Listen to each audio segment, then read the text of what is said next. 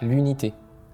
L'unité, on a l'impression que c'est quand on se trouve dans un même lieu avec des personnes dans lesquelles on est d'accord et on peut même être habillé du même vêtement. Ça me fait penser à un stade de foot où c'est que tout le monde est ensemble en train de supporter une équipe. Et quand le match finit et que les personnes sortent dehors, il y a la possibilité que ces mêmes personnes qui chantaient ensemble, qui avaient le même maillot de l'équipe de foot, à la sortie commencent à se disputer des sorties de parking, à crier ensemble. Ces mêmes personnes qui étaient ensemble quelques temps avant. Parce que l'unité, ce n'est pas quand on est dans le même lieu, qu'on est habillé de la même façon et pour un temps. L'unité, elle se trouve dans le cœur.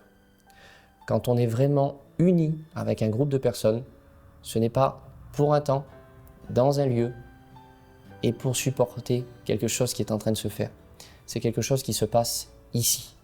Si tu cherches à être uni avec des personnes, il faut que tu sois aligné avec le même cœur, avec le même projet, avec la même vision et le même feu.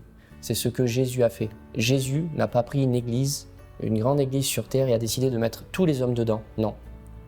L'église, elle est répartie sur la planète au complet, mais dans le cœur, il y a le même feu.